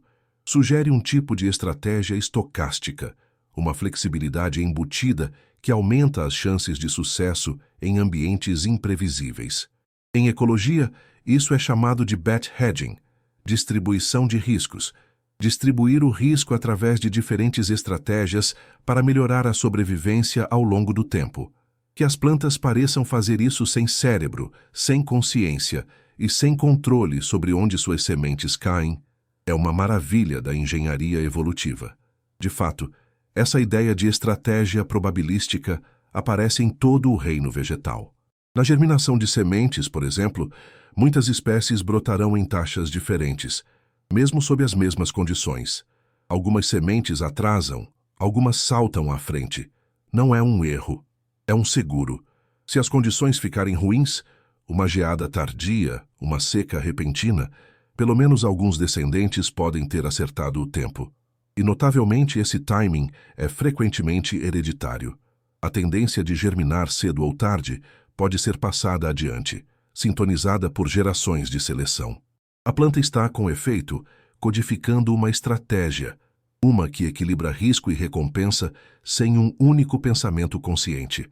Essa capacidade de variação estratégica, tanto dentro de um indivíduo quanto através de gerações, fala de algo mais profundo do que mera reação. Sugere uma estrutura para comportamento adaptativo, uma maneira de lidar com a incerteza que não é nem rígida nem totalmente aleatória. E essa flexibilidade se estende não apenas ao crescimento e ao tempo, mas à forma. Algumas plantas exibem um tipo de plasticidade morfológica, alterando a forma da folha, a espessura do caule ou a estrutura de ramificação dependendo da luz, vento, aglomeração ou até mesmo da presença de herbívoros. Em alguns casos, uma planta crescendo em condições mais ventosas produzirá caules mais grossos e entrenós mais curtos, otimizando mecanicamente sua arquitetura para a sobrevivência. Não é um plano predefinido. É um projeto condicional. Vemos isso em plantas trepadeiras também. Quando uma gavinha encontra uma superfície, ela não se enrola apenas cegamente. Ela testa, explora e ajusta a atenção dependendo do que encontra. Algumas espécies podem até distinguir entre tipos de suporte, liso versus áspero, rígido versus flexível, e alterar sua aderência de acordo. Esse feedback mecânico ajustado, modulado em tempo real, é alcançado através de células especializadas que respondem à pressão e ao toque. Estes não são nervos, mas servem a um propósito semelhante, transduzindo entrada externa em comportamento local específico. E, em alguns casos, esse comportamento pode ondular por toda a planta, alterando todo o seu modo de crescimento. Um dos exemplos mais dramáticos vem de plantas parasitas como o cipó-chumbo. Quando uma muda de cipó-chumbo germina, ela balança em arcos lentos pelo ar, um comportamento conhecido como circumnutação, procurando um hospedeiro. Mas esse movimento não é aleatório. Estudos mostraram que o cipó-chumbo pode detectar pistas químicas aéreas de plantas próximas e se curvará preferencialmente em direção aos hospedeiros preferidos. Uma vez feito o contato, ele avalia a qualidade da conexão. Se o hospedeiro for pobre em nutrientes ou fortemente defendido, o cipó-chumbo pode se desprender e tentar novamente em outro lugar. Esta é uma planta que não apenas procura, mas escolhe, e a sofisticação não termina na detecção do hospedeiro. Alguns estudos mostraram que o cipó-chumbo pode exibir expressão gênica diferencial, dependendo da identidade de seu hospedeiro, adaptando sua estratégia parasitária para corresponder às defesas ou conteúdo nutricional da planta de que está se alimentando. Esta é uma forma de exploração condicional. Uma planta parasita não está apenas sugando passivamente. Ela está sentindo, avaliando e ajustando. E faz isso sem olhos, ouvidos ou cérebro. Apenas um kit de ferramentas de percepção química, feedback mecânico e plasticidade genética, trabalhando em conjunto para resolver um desafio biológico muito específico: como sobreviver no corpo de outra pessoa. Esse comportamento não se limita aos parasitas. Mesmo em plantas não parasitas, pesquisadores descobriram formas surpreendentes de consciência espacial. Algumas espécies trepadeiras parecem capazes do que é chamado de alcance antecipatório, crescendo em direção a suportes próximos antes que o contato seja feito, ajustando a trajetória com base na proximidade e orientação sentidas. Em uma série de experimentos com plantas de ervilha, cientistas colocaram postes verticais ao alcance das gavinhas exploratórias da planta. As ervilhas começaram a mudar sua direção de crescimento em direção aos postes, mesmo antes de tocá-los. E quando os postes foram movidos, as plantas se reorientaram não instantaneamente, mas deliberadamente, como se recalibrassem seu modelo do espaço ao redor delas. Esse tipo de modelagem espacial é especialmente marcante porque se desenrola tão lentamente. Geralmente não pensamos em crescimento como comportamento, mas se comportamento é definido como uma mudança ativa de estado dependente do contexto, então crescimento é comportamento. E quando esse crescimento é responsivo a ambientes dinâmicos, quando ele se curva, para, acelera ou recua com base em novas informações, começa a se assemelhar a um tipo de resolução de problemas incorporada. Não pensamento, talvez, mas uma resposta estruturada à estrutura, uma maneira de combinar processos internos à forma externa. Nesta visão, cada broto e raiz torna-se uma hipótese em câmera lenta. E se eu crescer assim? O que acontece se eu tentar aquilo? E não são apenas estruturas externas a que as plantas respondem. Elas também parecem avaliar e otimizar sua própria forma à medida que crescem. Considere o arranjo das folhas, o padrão das folhas ao longo de um caule ou galho. Muitas espécies exibem o que é conhecido como filotaxia, um espaçamento matemático preciso que maximiza a captura de luz enquanto minimiza o alto sombreamento. Esses arranjos frequentemente seguem espirais de Fibonacci ou distribuições de ângulo áureo, otimizando a eficiência de uma maneira que rivaliza com painéis solares projetados. Mas esse padrão não é codificado rigidamente, é emergente. Surge do feedback entre células em crescimento, gradientes químicos e sinais hormonais internos, todos se ajustando dinamicamente à medida que a planta se desenvolve. Até a arquitetura da raiz, há muito tempo assumida como governada por tropismos simples como gravidade e umidade, agora parece envolver uma regulação muito mais complexa. As raízes não seguem nutrientes apenas cegamente. Elas se ramificam, bifurcam e se reorientam com base em contatos anteriores. pressão competitiva e necessidades internas de nutrientes. Quando múltiplas raízes da mesma planta se aproximam da mesma mancha de solo, elas frequentemente evitam a sobreposição, maximizando o território. Mas quando raízes de uma planta vizinha são encontradas, a estratégia pode mudar, às vezes evitando, às vezes competindo dependendo da espécie, parentesco e contexto. O sistema radicular, invisível para nós, está constantemente negociando um mapa invisível, informado tanto pela memória quanto pela medição. Alguns experimentos até exploraram a possibilidade de que as raízes exibem uma forma de discriminação tátil. Quando cultivadas na presença de materiais de textura diferente, areia, cascalho, argila, as raízes muitas vezes priorizarão um sobre o outro, não puramente com base no conteúdo de nutrientes, mas no feedback mecânico. Elas podem sentir seu caminho através do solo, selecionando caminhos que equilibram estabilidade, permeabilidade e acesso. E em configurações de raiz dividida, onde as raízes de uma planta são divididas em compartimentos separados com condições diferentes, cientistas observaram estratégias de alocação coordenadas. Uma metade do sistema radicular pode explorar uma zona rica em nutrientes, enquanto a outra se contém. Então, se o ambiente muda, a estratégia pode se reverter. É uma decisão de toda a planta emergindo de sensoriamento localizado, inteligência distribuída acontecendo no escuro. Também vemos essa adaptabilidade em como as plantas regulam suas economias químicas internas. Metabólitos secundários, a vasta gama de compostos produzidos além do essencial para o crescimento e reprodução, não são gerados aleatoriamente. Estes incluem alcaloides, terpenos, fenólicos e outras substâncias com papéis na defesa, atração, sinalização e resposta ao estresse. As plantas modulam a produção desses produtos químicos com base nas condições ambientais em curso, muitas vezes com notável especificidade.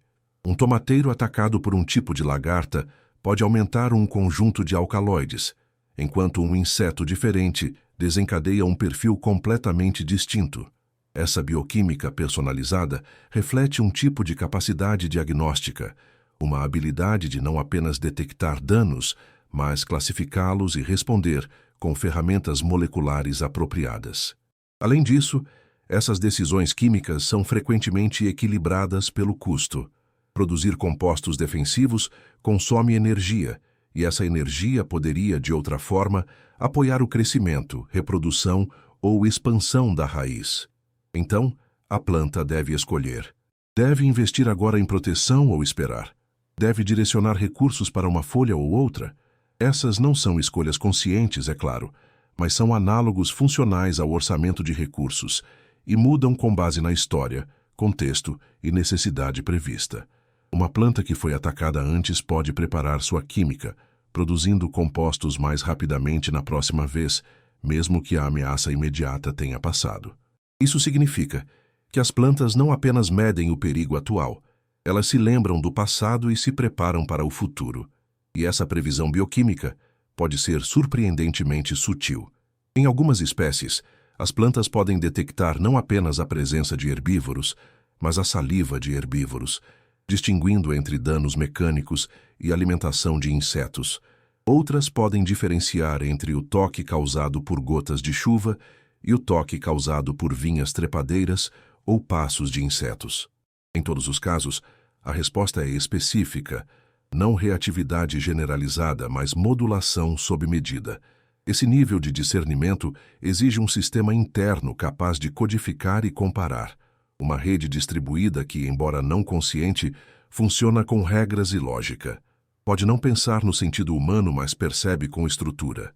Essa capacidade de resposta baseada em regras inspirou alguns pesquisadores a tomar emprestados termos da teoria de sistemas e cibernética para descrever o comportamento das plantas, não apenas em termos biológicos, mas como uma forma de computação distribuída. Nesta visão, a planta é um processador de informações dinâmico, constantemente atualizando seu estado interno com base em uma ampla gama de entradas, ajustando o comportamento através de loops de feedback químico, modulação epigenética e sinalização intercelular. Ela não decide como um cérebro, mas resolve a incerteza integrando informações, e isso, fundamentalmente, é computação. Um dos exemplos mais evocativos disso reside nos ritmos circadianos das plantas. Quase todas as plantas possuem relógios biológicos internos, sistemas moleculares que rastreiam a passagem do tempo independentemente da exposição à luz. Esses relógios permitem que as plantas antecipem o nascer e o pôr do sol para ajustar a fotossíntese de acordo e cronometrar a floração, movimento das folhas ou síntese química para coincidir com os ritmos do dia. Essas não são reações à luz, são previsões. Mesmo na escuridão total, as plantas continuam a modular seus processos internos em um ciclo de aproximadamente 24 horas, guiadas por osciladores moleculares compostos de fatores de transcrição, loops de feedback e circuitos genéticos. Sistemas circadianos em plantas são robustos, flexíveis e capazes de serem arrastados, entrained, sincronizados por pistas ambientais como temperatura e luz.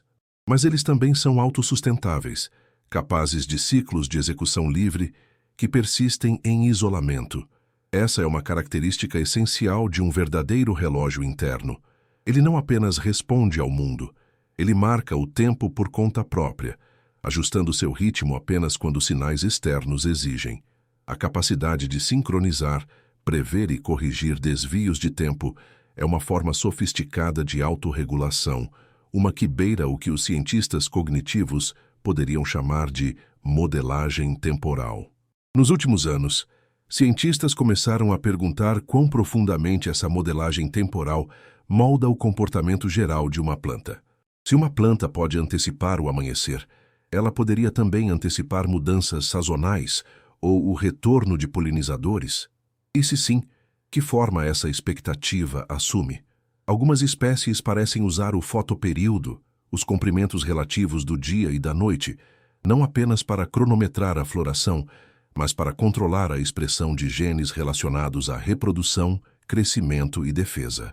A mudança na luz do dia age não como um gatilho, mas como uma pista, algo interpretado pelo modelo interno de tempo da planta.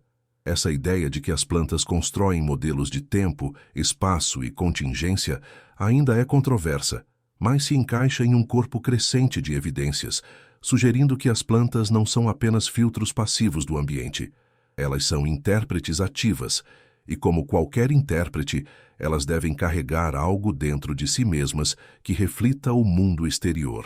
Um tipo de espelho interno moldado pela memória, codificado em química, distribuído pelos tecidos. Não é metáfora, é bioquímica com propriedades representacionais. Alguns pesquisadores argumentam que essa capacidade de modelar o ambiente, de prever, integrar, priorizar, é o núcleo da própria cognição. Não consciência, não senciência, não emoção, mas computação. Um sistema biológico, mesmo um sem cérebro, ainda pode ser inteligente se puder reunir informações, avaliar compensações e ajustar seu comportamento de maneiras adaptativas. E por esse padrão, as plantas lentas, silenciosas, enraizadas, podem estar entre as inteligências mais subestimadas da Terra. Mas se aceitarmos que as plantas computam, que elas modelam, preveem e agem com base em informações, então surge uma nova pergunta. Podem esses sistemas ser simulados? E se sim, o que podemos aprender traduzindo a lógica de uma planta para a lógica de uma máquina? Nos últimos anos, pesquisadores em robótica bioinspirada e inteligência artificial começaram a se voltar para as plantas não apenas como objetos de estudo, mas como modelos para design. Sua tomada de decisão descentralizada, seus limites adaptativos, sua integração de sinais lentos, mas confiáveis. Essas não são apenas peculiaridades biológicas. São estratégias e podem oferecer modelos poderosos para construir formas de inteligência mais robustas e resilientes. Um grupo de pesquisadores, inspirado por plantas trepadeiras, desenvolveu gavinhas robóticas que sentem e respondem ao toque. Esses robôs macios não seguem um caminho pré-programado. Em vez disso, eles ajustam extensões semelhantes ao crescimento em resposta a pistas ambientais, curvando-se em direção a suportes, evitando obstáculos e otimizando a aderência com energia mínima. Os algoritmos que governam esses comportamentos tomam emprestado diretamente da fisiologia vegetal, sensoriamento local, processamento distribuído e feedback contínuo entre ação e ambiente. Em essência, eles crescem em vez de se mover. Outra equipe criou sistemas que imitam o crescimento da raiz.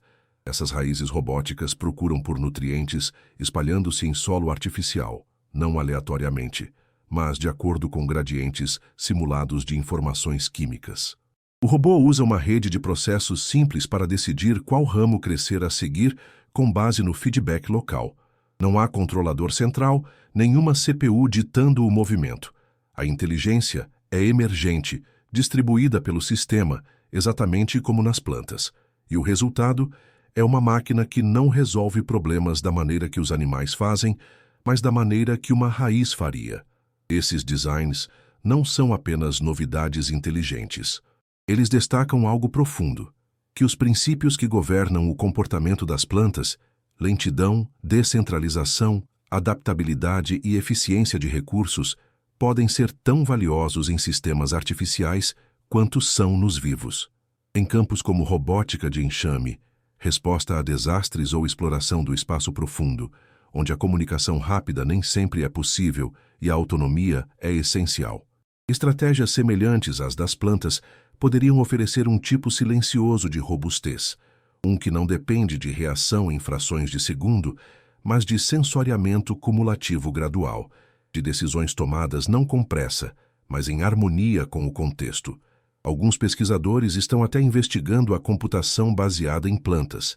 Em vez de usar circuitos de silício para processar informações, eles estão explorando como plantas reais ou tecidos vegetais poderiam servir como substratos computacionais. Em um estudo, cientistas usaram mudas de alface como portas lógicas biológicas, explorando suas propriedades elétricas naturais.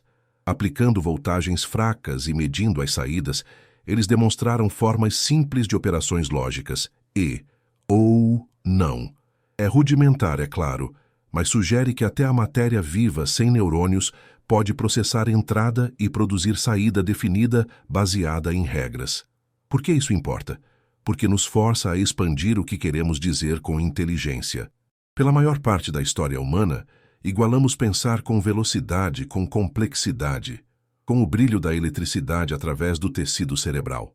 Mas as plantas nos convidam a considerar um modelo diferente, um que é lento, modular e paciente. Um que codifica a memória não em neurônios, mas em padrões de crescimento e mudanças epigenéticas. E um que pode provar ser não apenas biologicamente perspicaz, mas tecnologicamente útil. Algumas das fronteiras mais emocionantes da ciência vegetal hoje não são apenas sobre o que as plantas já podem fazer, mas o que elas podem nos ensinar. Porque, por mais estranho que pareça, o comportamento das plantas está começando a informar o design da inteligência artificial. Sistemas de IA tradicionais são modelados após cérebros animais, redes de nós simulando neurônios, aprendendo com dados através de feedback e reforço. Mas essa é apenas uma maneira de processar informações. As plantas oferecem um projeto radicalmente diferente. Elas operam sem neurônios, sem controle centralizado e ainda assim conseguem sentir, decidir, coordenar e lembrar, tudo dentro de uma arquitetura distribuída e descentralizada. Esse modelo, sensoriamento distribuído com tomada de decisão local, começou a influenciar certas áreas da IA, especialmente em campos como robótica de enxame e computação de borda. Engenheiros estão perguntando: e se não precisássemos de um processador central para gerenciar um sistema? E se cada nó, cada robô, cada sensor pudesse se comportar mais como uma célula vegetal, agindo independentemente, mas ainda contribuindo para o todo? Esse modelo descentralizado oferece resiliência. Se uma planta perde uma folha, ela não desliga. Se uma raiz é danificada, outras podem compensar. Da mesma forma, um sistema construído sobre arquitetura inspirada em plantas pode ser mais tolerante a falhas, capaz de se adaptar a ambientes em mudança, contornar componentes danificados e continuar funcionando mesmo sob estresse duplo. Alguns pesquisadores estão até projetando robôs semelhantes a plantas, máquinas macias em crescimento, que mudam de forma em resposta aos seus arredores. Esses robôs não se movem como animais. Eles crescem como videiras, expandindo-se e ancorando-se enquanto exploram. Seu comportamento é governado não por comandos centrais, mas por condições locais. Luz, umidade, obstáculos. É um novo paradigma para movimento e adaptação, um enraizado no crescimento, não na locomoção. E além da robótica, há um interesse crescente em como as plantas gerenciam a complexidade. Uma única árvore gerencia milhões de folhas, cada uma respondendo à luz, temperatura e água. No entanto, a árvore como um todo mantém o equilíbrio. Esse tipo de coordenação hierárquica da unidade individual para a função coletiva poderia informar como construímos sistemas de IA escaláveis que são robustos e adaptativos. Há também uma dimensão filosófica em tudo isso. À medida que a inteligência artificial se torna cada vez mais poderosa, somos confrontados com uma questão fundamental. O que conta como inteligência? Por décadas, nossos referenciais foram modelados na cognição humana, domínio do xadrez, fluência na linguagem, dedução lógica.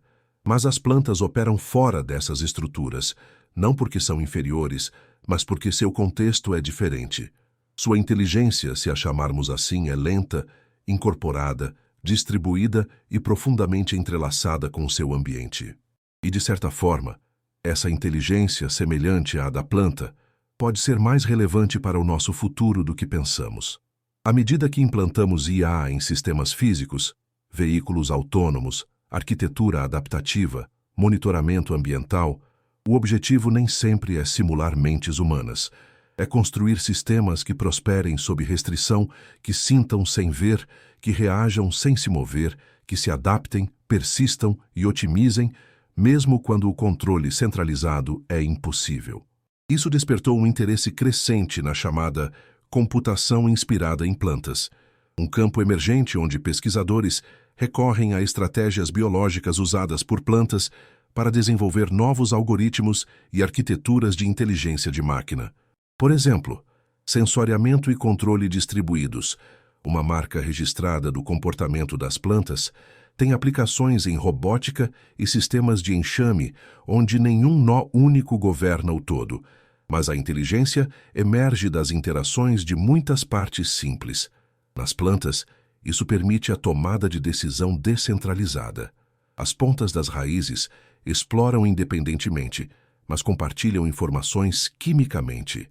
Em robôs, significa enxames que podem vasculhar zonas de desastre ou pesquisar ecossistemas sem um líder. Da mesma forma, pesquisadores estão investigando como as plantas codificam a memória em padrões epigenéticos e como esses padrões podem informar novos modelos para aprendizado de longo prazo em máquinas. Ao contrário do armazenamento de memória tradicional, que é centralizado e explícito, a memória da planta é adaptativa, resiliente e embutida na própria estrutura.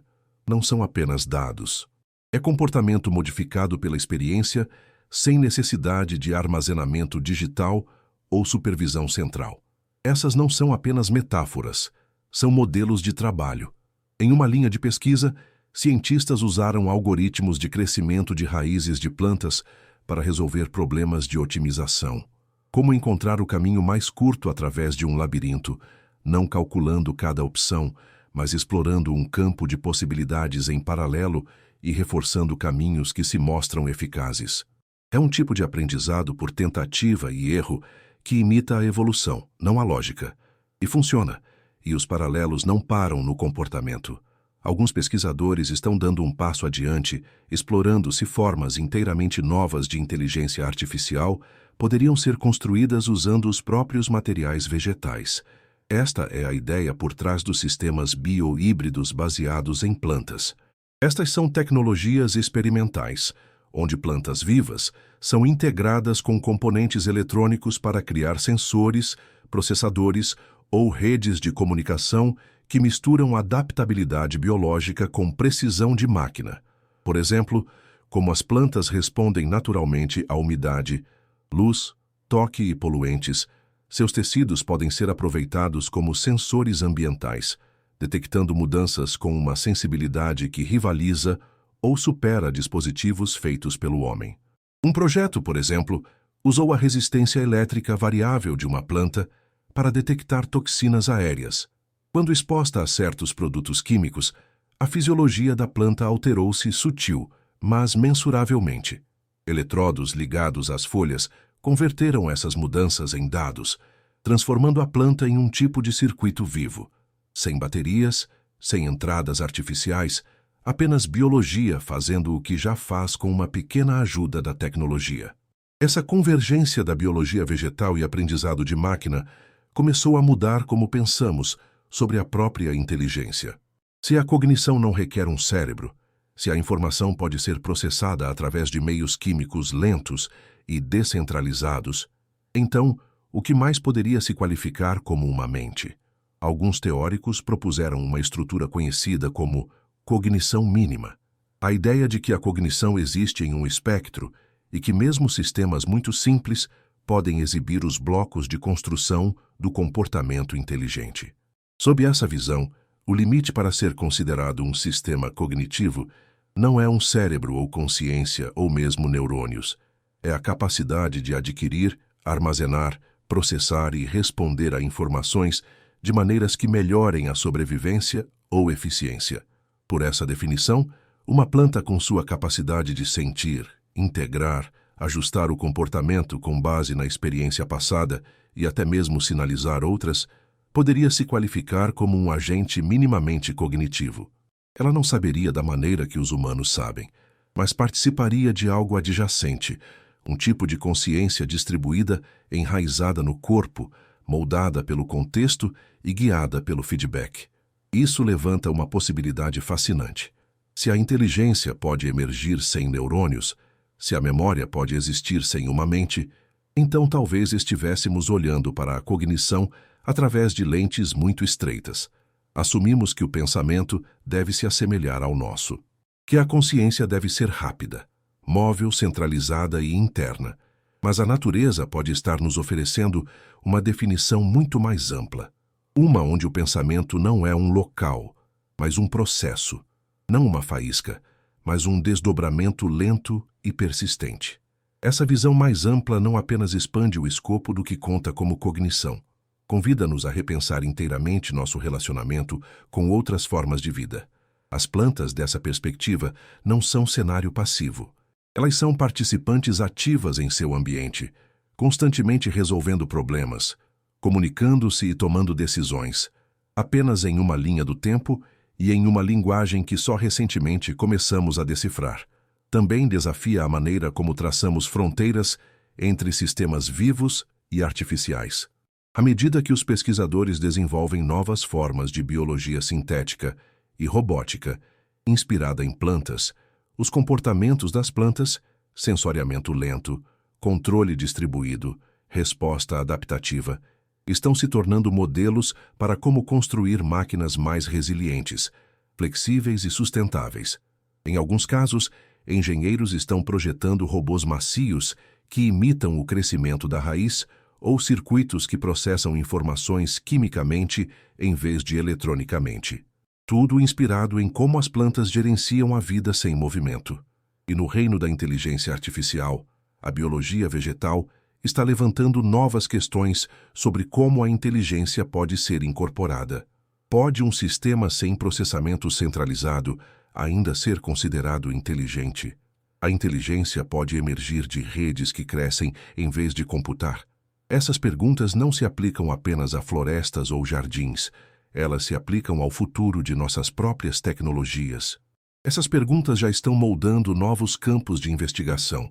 Na computação bioinspirada, por exemplo, pesquisadores estão começando a projetar sistemas de informação que processam dados mais como as plantas, usando redes distribuídas paralelas que respondem ao contexto ambiental em tempo real.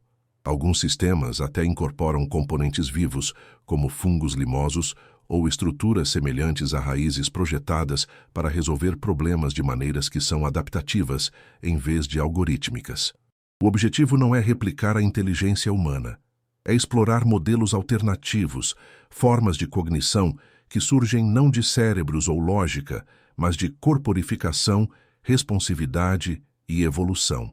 Nesse sentido, as plantas não são apenas objetos de estudo.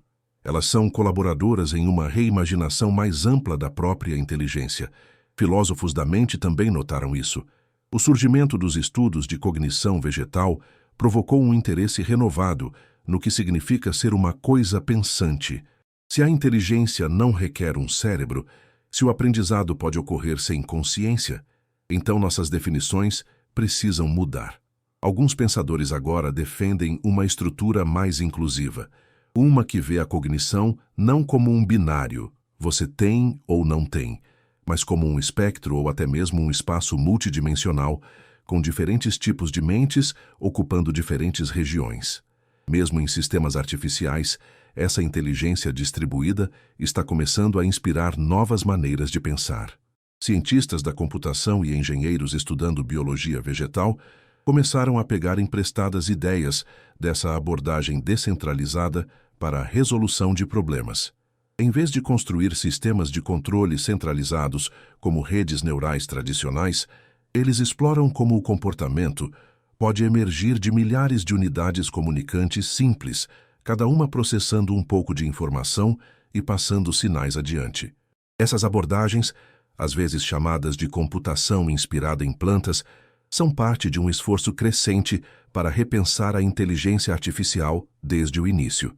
Em vez de copiar o cérebro com suas hierarquias rígidas e sinapses de disparo rápido, e se projetássemos máquinas que pensam mais como florestas. Sistemas que crescem, se adaptam e respondem contextualmente, não pela velocidade, mas pela profundidade. Não apenas pela lógica, mas pela experiência acumulada através de uma vasta teia. E em uma reviravolta surpreendente, algumas das técnicas desenvolvidas para modelar a inteligência das plantas estão agora alimentando a própria biologia. Ferramentas de IA treinadas em dados de imagens de plantas, como o movimento de raízes em time-lapse ou padrões de crescimento celular, estão ajudando pesquisadores a descobrir ritmos anteriormente invisíveis no desenvolvimento das plantas.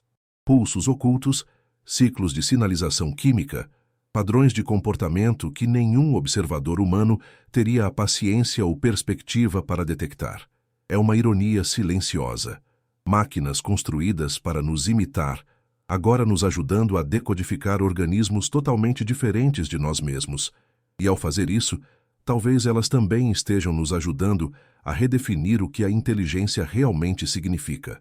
Por séculos traçamos uma linha dura entre pensadores e não pensadores, animais e plantas, mente e matéria. Mas à medida que descobrimos mais sobre como as plantas se comportam, se adaptam e respondem, não cegamente, mas seletivamente, até criativamente, essas linhas começam a se confundir. Alguns pesquisadores agora argumentam que devemos pensar menos em termos de inteligência como uma propriedade singular e mais em termos de estratégias cognitivas. Um cérebro é uma estratégia. Uma rede de células de sinalização química e elétrica é outra. Ambas resolvem problemas. Ambas permitem que organismos prosperem em ambientes dinâmicos complexos, mas fazem isso através de arquiteturas diferentes, sintonizadas para vidas diferentes. E nesse sentido, o reino vegetal pode estar nos oferecendo uma profunda lição de humildade.